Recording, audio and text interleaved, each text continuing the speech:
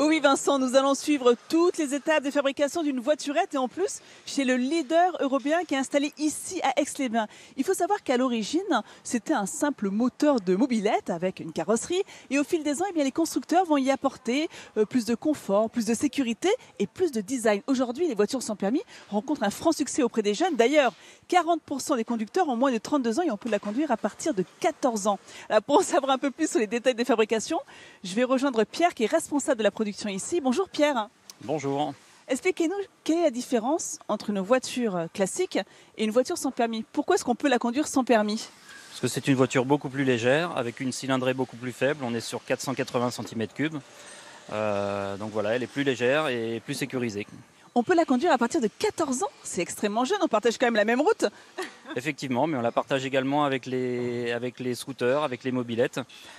Donc là, on est sur le même type de moteur, mais avec une carrosserie autour. On est sur 4 roues plutôt que sur 2 roues. Et au niveau de la chaîne de production, là aussi, il y a des différences avec une voiture classique? Oui, on est sur un marché qui est plus petit, donc des cadences beaucoup plus faibles, sur une chaîne moins longue et des opérations plus longues. Donc chaque personne fait une opération qui est plus longue que du répétitif sur une ligne de montage. J'ai l'impression qu'il y a davantage d'opérations manuelles. Je vois pas de robots. Alors que d'habitude, il y a énormément de robots chez les constructeurs automobiles. Effectivement, il n'y a pas de robot, tout est manuel. Ça permet d'être beaucoup plus flexible et de modifier certaines opérations. Vous êtes combien à travailler sur ce site ici à Aix-les-Bains? Nous sommes 38 personnes en production.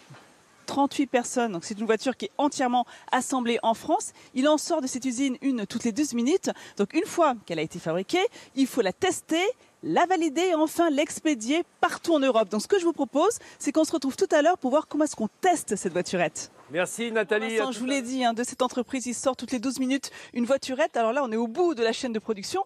On arrive en pleine phase de test et je rejoins de ce pas Philippe Coulençon qui est président de cette jolie marque depuis maintenant, ça fait 35 ans que vous travaillez ici. Ça fait 35 ans, donc effectivement, on a déjà produit plus de 300 000 véhicules et c'est une belle histoire. Une voiturette qui n'a aucun secret pour vous. Alors en ce moment, on voit Claude en pleine phase de test. Qu'est-ce que vous testez? Oui, bonjour, là je suis en train de faire le test électrique de la voiture, la mise en route et ainsi que le test ABS sur la voiture. Voilà. Les derniers tests avant l'expédition. Tout à fait, voilà.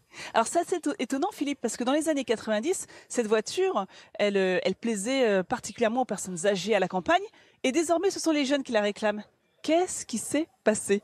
Mais il s'est écoulé du temps, donc effectivement au départ notre clientèle était personnes âgées à la campagne, avait besoin d'un véhicule avec assez de place à l'intérieur, parce qu'il y avait beaucoup de choses à mettre dedans. Et l'idée de base d'ailleurs c'est de pouvoir loger sa bouteille de gaz et d'aller chercher la bouteille de gaz au bled d'à côté, si j'ose dire.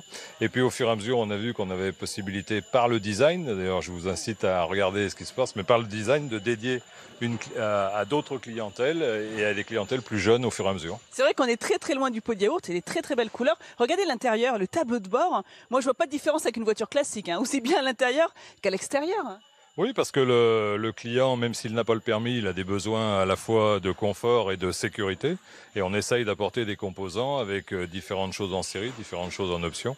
Comme là, il y a une tablette tactile qui permet de relier par exemple un téléphone portable par le Bluetooth. Donc ça donne un élément de sécurité supplémentaire. Vous travaillez également sur les versions électriques.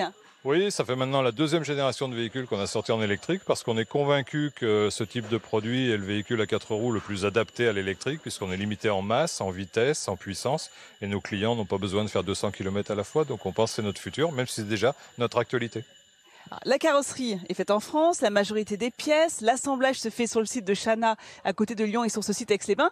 C'est une fierté également de faire vivre près de 216 personnes, 216 collaborateurs. Oui, c'est effectivement le développement de l'entreprise. On n'est pas mécontent de ce qui s'est passé, même si c'était pas gagné. Et puis on fait travailler aussi pas mal de sous-traitants français, même si dans certains cas, les moteurs par exemple viennent du Japon. Une belle voiturette made in France.